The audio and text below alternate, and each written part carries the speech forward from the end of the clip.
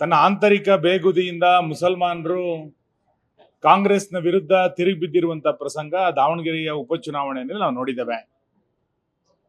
ಇದರ ಹಿನ್ನೆಲೆಯಲ್ಲಿ ಇಡೀ ಮುಸ್ಲಿಂ ಸಮುದಾಯ ಕಾಂಗ್ರೆಸ್ ಸರ್ಕಾರದ ವಿರುದ್ಧ ತಿರುಗಿ ಬಿದ್ದು ಬೇರೆ ಬೇರೆ ಗುಂಪುಗಳಲ್ಲಿ ಕಾಂಗ್ರೆಸ್ಸಿನ ವಿರುದ್ಧ ಸಭೆಗಳನ್ನು ಅವರು ನಡೆಸ್ತಾ ಇದ್ದಾರೆ. ಬಹಿರಂಗ ಸಭೆಗೂ ಕೂಡ ಇವತ್ತು ಮುಂದಾಗಿದ್ದಾರೆ. ಇಂಥ ಸಂದರ್ಭದಲ್ಲಿ ತನ್ನ ವೋಟ್ ಬ್ಯಾಂಕ್ ಅನ್ನ ಭದ್ರಗೊಳಿಸಬೇಕು ಅನ್ನುವಂತ ಕಾರಣಕ್ಕೋಸ್ಕರ ಶಾಲೆಯ ಸಮವಸ್ತ್ರದಲ್ಲಿ ಹಿಜಾಬನ್ನ ಧರಿಸಬಹುದು ಅನ್ನುವಂತ ಒಂದು ಆಘಾತಕಾರಿಯಾದಂತ ನಿರ್ಣಯವನ್ನ ಇವತ್ತು ಶಿಕ್ಷಣ ಇಲಾಖೆ ಕೈಗೊಂಡಿರುವಂತದ್ದು ಅತ್ಯಂತ ಖೇದಕರವಾದಂತ ಸಂಗತಿ. ಯಾರು ಅತಿಯಾದಂತ ಓಲೈಕೆಯನ್ನ ಮಾಡಿದಾರೋ ಅಂತವರು ಪಶ್ಚಿಮ ಬಂಗಾಳದಲ್ಲಿ ಏನಾಗಿದ್ದಾರೆ, ಅಸ್ಸಾಂನಲ್ಲಿ ಏನಾಗಿದ್ದಾರೆ, ತಮಿಳುನಾಡಲ್ಲಿ ಏನಾಗಿದ್ದಾರೆ ಅನ್ನೋದನ್ನ ಸಿದ್ದರಾಮಯ್ಯ ಸರ್ಕಾರ ಮರಿಬಾರದಾಗಿತ್ತು. ಅತಿರೇಕದ ಪಾಪದ ಕೊಡ ಇವತ್ತು ತುಂಬಿದೆ. ಟಿಪ್ಪು ಜಯಂತಿಯಿಂದ ಆರಂಭವಾಗಿ ಹಿಜಾಬಿನ ತನಕ ತನ್ನ ಅತಿಯಾದಂತ ಓಲೈಕೆಯ ಕಾರಣಕ್ಕೋಸ್ಕರನೇ 28ರ ಚುನಾವಣೆಯಲ್ಲಿ ಈ ಸರ್ಕಾರ ಪತನ ಆಗುವಂಥದ್ದು ನಿಶ್ಚಿತ ಆಗಿದೆ. ಸಮವಸ್ತ್ರದಲ್ಲಿ ಇವತ್ತು ಹಿಜಾಬನ್ನ ಧರಿಸಬಾರದು ಅನ್ನುವಂಥದ್ದು ಸಾರ್ವಜನಿಕವಾಗಿ ಎಲ್ಲರೂ ಕೂಡ ಒಪ್ಕೊಂಡಿರುವಂಥದ್ದು. ಕೆಲವು ಸರಿ ಹಿಜಾಬನ್ನ ನಾವು ಬಿಜೆಪಿ ವಿರೋಧ ಮಾಡಿದ್ವಿ ಅನ್ನುವಂತ ಮಾತನ್ನ ಉಲ್ಲೇಖ ಮಾಡ್ತಾ ಇದ್ದಾರೆ. ಸಮವಸ್ತ್ರದಲ್ಲಿ ಹಿಜಾಬನ್ನ ನಾವು ವಿರೋಧ ಮಾಡಿದ್ದಷ್ಟೇ. ಸರ್ಕಾರಿ ಶಾಲೆಗಳಲ್ಲಿ ತನ್ನದೇ ಆದಂತಹ ಸಮವಸ್ತ್ರದ ಒಂದು ನೀತಿ ಸಂಹಿತೆ ಇದೆ, ಸಮವಸ್ತ್ರದ ಒಂದು ಕೋಡ್ ಇದೆ. ಇದರ ಬದಲಾಗಿ ಇನ್ನೇನನ್ನೋ ಮಾಡಲಿಕ್ಕೆ ಯಾವ ಸರ್ಕಾರವೂ ಕೂಡ ಮಾಡಬಾರದು.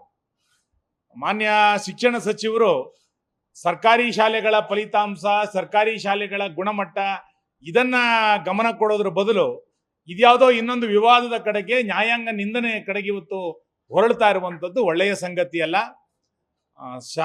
ಸರ್ಕಾರಿ ಶಾಲೆಗಳ ಸಮವಸ್ತ್ರ ಆ ಸಮವಸ್ತ್ರದ ರೂಪದಲ್ಲೇ ಇರಬೇಕು. ಒಬ್ಬರೊಬ್ಬರು ಒಂದೊಂದು ರೂಪದಲ್ಲಿ ಬಂದ್ರೆ ಅದು ಇನ್ಯಾವುದೋ ರೂಪವನ್ನ ಪಡಿಲಿಕ್ಕೆ ಇವತ್ತು ಸಾಧ್ಯ ಆಗುತ್ತೆ. ಹಾಗಾಗಿ ಸರ್ಕಾರ ತಾಲಿಬಾನ್ ಸರ್ಕಾರ ಆಗಬಾರ್ದು, ಮುಲ್ಲಾಗಳ ನಿರ್ದೇಶನದಂತೆ ಸರ್ಕಾರ ನಡಿಬಾರ್ದು. ಅತಿಯಾದಂತ ಓಲೈಕೆಯೂ ಕೂಡ ಈ ಸರ್ಕಾರಕ್ಕೆ ಖಂಡಿತ ಅಪಾಯವನ್ನ ತಂದೊಡ್ಡುತ್ತೆ. 28ರ ಚುನಾವಣೆ ಬಹುಶಃ ಅತಿಯಾದಂತ ಓಲೈಕೆಯ ಕಾರಣಕ್ಕೋಸ್ಕರನೇ ಈ ಸರ್ಕಾರ ಪತನ ಆಗತ್ತೆ. ಈ ಸರ್ಕಾರ ಇನ್ನೊಂದು ವಿಸರ್ಜನೆಯ ಕಡೆಗೆ ತೆರಳೋದಕ್ಕೆ ಬೇಕಾದಂತ ಸಿದ್ಧತೆಯನ್ನ ಹಿಜಾಬಿನ ಮುಖಾಂತರ ಮಾಡಿದೆ ಅಂತೇಳಿ ನನಗನ್ಸುತ್ತೆ. ಪ್ರಕರಣವನ್ನ ಲಿಂಕ್ ಇಟ್ಕೊಂಡು ಹಿಜಾಬ್ ಇಂಟ್ರೊಡ್ಯೂಸ್ ಮಾಡುವಂತದ್ದು ನೋಡಿ, ಜನಿವಾರಕ್ಕೂ ಹಿಜಾಬಿಗೂ ಅದರದೇ ಆದಂತ ಸಂಬಂಧಗಳಿಲ್ಲ. ಒಂದು ಆಂತರಿಕವಾದಂತಹ ಪ್ರದರ್ಶನ ಇವತ್ತು ಹಿಜಾಬಿನಲ್ಲಿ ಏನಾಗ್ತಾ ಇದೆ, ಶಾಲೆಯ ಸಮವಸ್ತ್ರದಲ್ಲಿ ಶಾಲೆಯ ಕೊಠಡಿ ಒಳಗೆ ಕೂತ್ಕೊಳ್ಬೇಕಾದ್ರೆ ಹಿಜಾಬನ್ನ ಧರಿಸಬಾರದು ಅನ್ನುವಂತ ವಾದವನ್ನ ಹಿಂದಿನ ನಾವು ನಮ್ಮ ಸರ್ಕಾರದ ಕಾಲದಲ್ಲಿ ನಾವು ಮಾಡಿದ್ವಿ.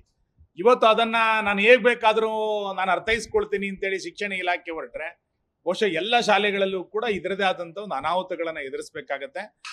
ಕೆಲವು ತಿಂಗಳ ಹಿಂದೆ ಸರ್ಕಾರಿ ಶಾಲೆಗಳಲ್ಲಿ ಯಾವುದೇ ಅನ್ಯ ಚಟುವಟಿಕೆಗಳನ್ನು ಮಾಡಬಾರದು ಅನ್ನುವಂಥ ಒಂದು ನಿರ್ಣಯವನ್ನು ತೆಗೆದುಕೊಂಡು ಅದಕ್ಕೆ ಸರ್ಕಾರಿ ನ್ಯಾಯಾಲಯದಲ್ಲಿ ತಡೆಯಾಜ್ಞೆ ಬಂದಿರೋದು ನೋಡಿದ್ದೇವೆ. ಈ ರೀತಿಯಾದಂಥ ಒಂದು ವರ್ತನೆಗಳು ಸರ್ಕಾರದ ದೃಷ್ಟಿಯಿಂದ ಒಳ್ಳೆಯದಲ್ಲ. ಖಂಡಿತ ಇದನ್ನು ಮರುಚಿಂತನೆಯನ್ನು ಮಾಡಬೇಕು. ಸರ್ಕಾರಿ ಶಾಲೆಗಳಲ್ಲಿ ಅಥವಾ ಯಾವುದೇ ಶಾಲೆಗಳಲ್ಲಿ ಸಮವಸ್ತ್ರಕ್ಕೆ ಬೇಕಾದಂಥ ಅಡ್ಡಿಯನ್ನ ಮಾಡುವಂಥದ್ದು ಸರಿಯಲ್ಲ. ಇದಕ್ಕೆ ಒಂದು ಸರ್ಕಾರ ಮರುಚಿಂತನೆಯನ್ನು ಮಾಡಬೇಕು ಅಂತೇಳಿ ನಾನು ಆಗ್ರಹಿಸ್ತೇನೆ. ನಾನು ಆಗ್ಲೇ ಹೇಳಿದ್ನಲ್ಲ, ಇದು ನ್ಯಾಯಾಂಗ ನಿಂದನೆ ಆಗತ್ತೆ ಅಂತ ಹೇಳಿದ್ದೇನೆ. ನ್ಯಾಯಾಂಗ ನಿಂದನೆಗೆ ಸರ್ಕಾರ ಇವತ್ತು ಮುಂದಾಗಿದೆ. ದಾವಣಗೆರೆಯ ಉಪಚುನಾವಣೆಯ ಏನು ಕಾಂಗ್ರೆಸ್ಸಿನಿಂದ ಪ್ರತಿರೋಧ ವ್ಯಕ್ತ ಆಗಿದೆ, ಇದನ್ನು ಎದುರಿಸಲಿಕ್ಕೆ ಇವತ್ತು ಸರ್ಕಾರಕ್ಕೆ ಆಗಿಲ್ಲ. ಆ ಕಾರಣಕ್ಕೋಸ್ಕರ ಇವತ್ತು ಈ ನಿರ್ಣಯವನ್ನ ಕೈಗೊಂಡು ಮುಸಲ್ಮಾನರ ಮನಸ್ಸನ್ನ ಓಲೈಕೆ ಮಾಡುವಂತ ಪ್ರಯತ್ನವನ್ನ ಮಾಡಿದೆ. ಖಂಡಿತ ಇದ್ರ ಜನರ ಆಕ್ರೋಶಕ್ಕೆ ಒಳಗಾಗತ್ತೆ, ವಿದ್ಯಾರ್ಥಿಗಳ ಆಕ್ರೋಶಕ್ಕೆ ಒಳಗಾಗತ್ತೆ, ಪೋಷಕರ ಆಕ್ರೋಶಕ್ಕೆ ಇವತ್ತು ಒಳಗಾಗುತ್ತೆ. ಸಮಾವೇಶ ಮಾಡ್ತಿದ್ದಾರೆ.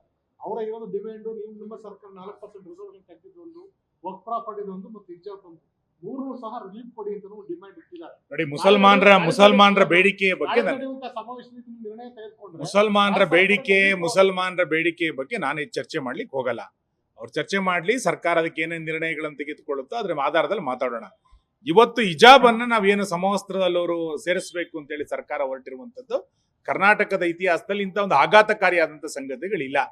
ಶಿಕ್ಷಣ ಇಲಾಖೆ ಇನ್ನಷ್ಟು ಸುಧಾರಣೆಗೊಳ್ಬೇಕು, ಅದ್ರ ಬದಲು ಇನ್ನೇನಕ್ಕೋ ಹೋಗುವಂಥದ್ದು ಸರಿಯಲ್ಲ. ಹಾಗಾಗಿ ಸರ್ಕಾರ ಮರುಚಿಂತನೆಯನ್ನು ಮಾಡಿ ಓಲೈಕೆ ರಾಜಕಾರಣಕ್ಕೆ ಶಿಕ್ಷಣವನ್ನು ಬಳಸಿಕೊಳ್ಳುವಂಥದ್ದು ಸರಿಯಲ್ಲ. ನ್ಯೂಸ್ ಫಸ್ಟ್ ನಿರ್ಭೀತಿಯಿಂದ ನಿಮ್ಮ ಪರವಾಗಿ.